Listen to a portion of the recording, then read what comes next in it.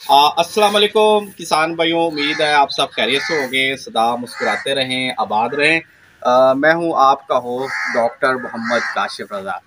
तो ये मैंने एक छोटा सा एक गोट फार्म का सेटअप किया है। जस्ट अभी तो मैं एक बकरी और एक छोटा सा बकरा लेकर आया हूँ।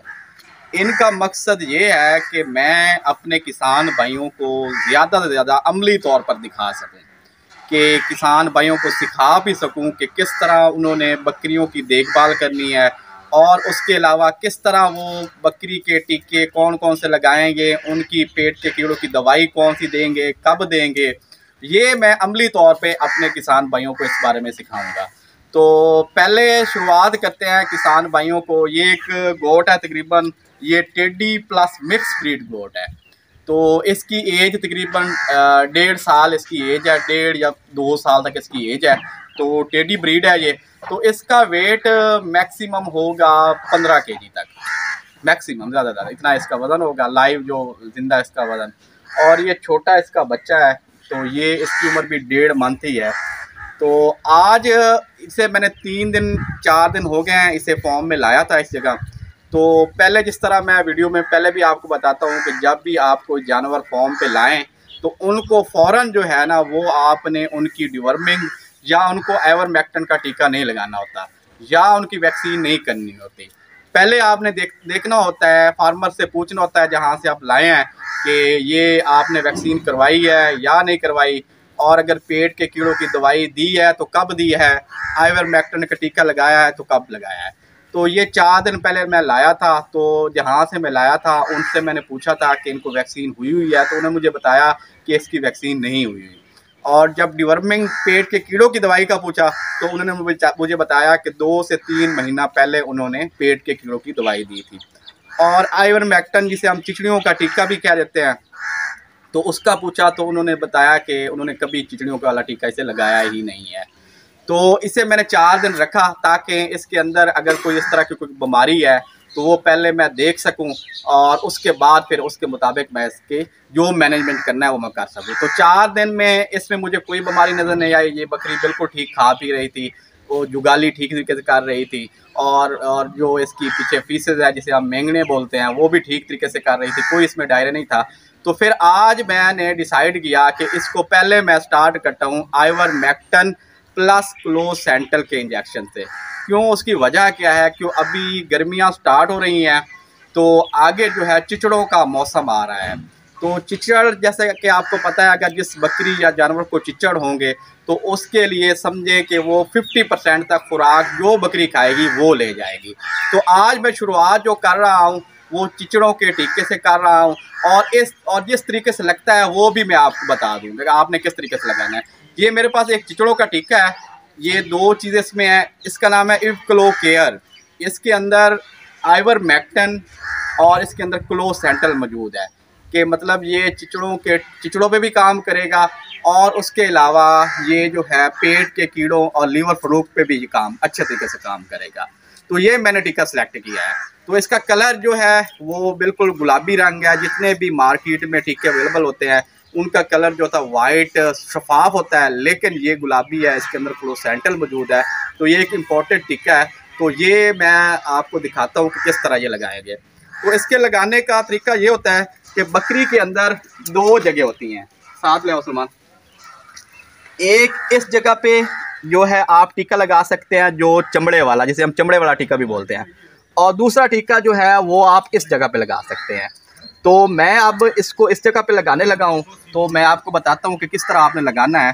तो ये जो टीका होता है इसे हम चमड़े वाला टीका भी कह देते हैं, या इसे चिचड़ों वाला टीका भी कहते हैं। ये या तो चिचड़ वाला टीका लगाने के लिए इस्तेमाल होता है, या ये वैक्सीन जो बकरियों के अंदर इस्तेमाल होती है उस वैक्सीन को इस तरीके से लगाया जाता है। तो ये मैं तकरीबन इसको लगाने वाला हूँ इसको। तो ये मैं आपको सारा दिखाता हूँ इसका तरीक़ाकार। ये मैंने 1.5 cc लिया है इसके लिए, ज़्यादा मैं नहीं ले रहा।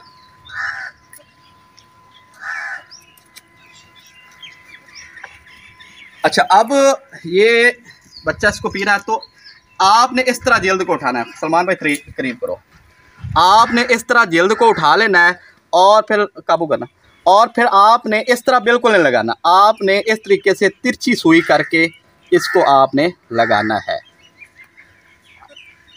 इसकी चमड़ी जो है वो बहुत सख्त हुई पड़ी है, क्योंकि ये इस तरह आपने इसके अंदर आपने फेंक देता का। तो हमने सबक्यूटेनियस जो है चिचड़ों वाला टीका लगा दिया है बकरी को, तो अभी वो उधर खड़ी है, खा रही है कुछ।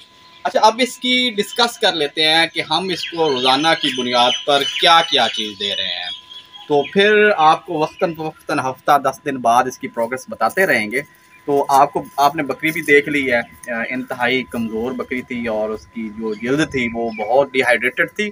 तो अब आते हैं इसको हम डेली बेस पे ना, ये एक तो हम वंडा डालते हैं, सलमान भाई साथ करो, ये वंडा हम डालते हैं डेली बेस पे। 100 ग्राम सुबह देते हैं, 100 ग्राम इसको शाम को देते हैं। ये छोटे बच्चों को भी दूध पिलाती है।